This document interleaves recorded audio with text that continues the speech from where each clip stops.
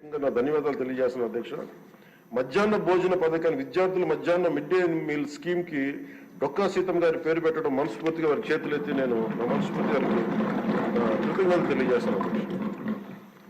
అలాగే ఇలాంటి స్ఫూర్తి చూసి నాకు కూడా వ్యక్తిగతంగా నేను ముఖ్యంగా ఆయన లీడర్షిప్ ఎబిలిటీ, ఒక క్రైసిస్ వచ్చినప్పుడు ఒక నాయకుడు ఎలా ఉండాలి, ఒక వరదలు వచ్చినప్పుడు ఎలా ఉన్నారనేది మనకి విజయవాడ బొడిమేరు వరదలప్పుడు అసలు ఆయన చూపించిన నాయకత్వ పటిమ ఇవన్నీ చాలా ఆదర్శనీయం అధ్యక్ష. మేము వెళ్ళి కాళ్ళు మన చొక్కా మడిచి ఆయన దిగి బురదలో నడిచి దిగి ఆయనకి అవసరం లేదు, ఆయన చేయించవచ్చు. ఒక కమాండ్ సెంటర్లో కూర్చొని చేయగలిగే సత్తా ఉండి కూడా మా అందరికీ ధైర్యం నింపడానికి, మా అందరికీ భరోసా నింపడానికి, ప్రజలకు ఆ భరోసా ఇవ్వడానికి ఆయన నడిపించిన తీరు యంత్రాంగాన్ని చాలా అభినందనీయం అధ్యక్ష.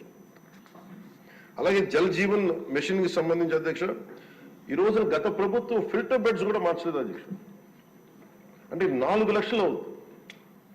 అంటే ప్రతిసారి ప్రతి నెల మొదటి లేయర్ లో మొదటి శాండ్ తీసి అది అసలు కనీసం అది కూడా కనీసం ఫిల్టర్ బెడ్స్ మార్చని కాడికి ఈ రోజు పొద్దున మన అసెంబ్లీలో కూడా మాట్లాడిన గౌరవ సభ్యులు కొంతమంది తీసుకొచ్చింది, కనీసం మనకి కిడ్నీ వ్యాధులు ఎక్కువైపోతుంది, కనీసం ఫిల్టర్ బెడ్స్ కూడా మార్చలేదు. కనీసం ఫిల్టర్ బెడ్స్ మార్చిన కొంత ఇంపాక్ట్ తగ్గుద్దని అంటుంటే నిజంగా అనిపించింది అధ్యక్ష. జల్ జీవన్ మిషన్ మేము ఇప్పుడు దాకా గౌరవ ముఖ్యమంత్రి గారి నాయకత్వంలో ఆయన విజన్ తోటి జల్ జీవన్ మిషన్ ఈ రోజున అందరికి మాటిస్తున్నాం అధ్యక్ష, రాష్ట్రానికి మాటిస్తున్నాం. జల్ జీవన్ మిషన్ మన కేంద్రం మనకి గౌరవ ప్రధానమంత్రి గారి ఆశీస్సులతో గౌరవ ముఖ్యమంత్రి చంద్రబాబు గారి నాయకత్వంలో మునిపెన్నడూ లేని విధంగా భారతదేశంలోని ఎప్పుడు కూడా జల్ జీవన్ మిషన్ ఏ స్థాయి ఇది ఒక మౌనంగా చేస్తాం అధ్యక్ష. ఆ మాట మేము అందరం కమిటెడ్ గా ఉన్నాం అధ్యక్ష. అలాగే లా అండ్ ఆర్డర్ కి సంబంధించి లా అండ్ ఆర్డర్ లో 3 IPS ఆఫీసర్స్ ని ఏకకాలంలో సస్పెండ్ చేసిన ఘనత, వాళ్ళు చేసిన తప్పులకి ఆ ధైర్యం కావాలంటే ఆయన అనుభవం చాలా స్పష్టంగా తెలియజేస్తుంది అధ్యక్ష. అలాగే లా అండ్ ఆర్డర్ సంబంధించి ఇంకొకటి గంజాయి వనాలు పెరిగిపోయిన చోట తిరిగి శుద్ధి చేసిన డ్రోన్స్ ను వాడి గంజాయిని అరికట్టడం. ఈ మధ్యలో కూడా మనం ఏ స్థాయికి వచ్చిందని పక్కన ఉన్న వైజాగ్ లో హాస్పిటల్ పక్కన చిన్న పిచ్చి మొక్కలు కూడా పెంచేస్తాం, అంత ఇదిగా పెరిగిపోయిన దాన్ని ఉక్కుపాదంతో దాన్ని అణిచేస్తామని చెప్పింది చాలా స్ఫూర్తిదాయకం అధ్యక్ష. ప్రత్యేకించి సోషల్ మీడియాకి సంబంధించి అసలు ఇంట్లో ఆడబిడ్డలు బయటికి రావాలన్నా కానీ ఊళ్ళల్లో ఈ రోజున ఇక్కడున్న చాలా మంది గౌరవ సభ్యులు కానీ ముఖ్యమంత్రి కానీ వీళ్ళందరూ ఎంతో కొంత ఒక ఇన్సులేటెడ్ అధ్యక్ష. కొంతమంది అధికారులు తెలియచ్చు, లేదంటే మనుషులు ఉండొచ్చు, వీళ్ళు ఉండొచ్చు, కానీ నిజంగా సఫర్ అవుతుంది ఊళ్ళల్లో ఆడపిల్లల అధ్యక్ష.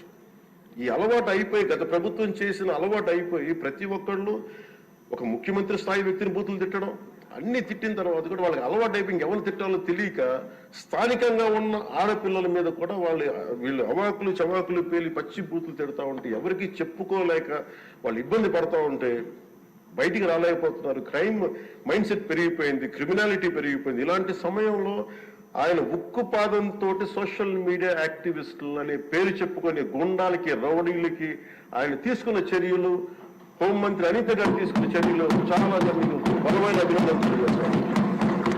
ఇదే కొనసాగాలని కోరుకున్నాను అధ్యక్ష. This should be a continuity of our entire governance.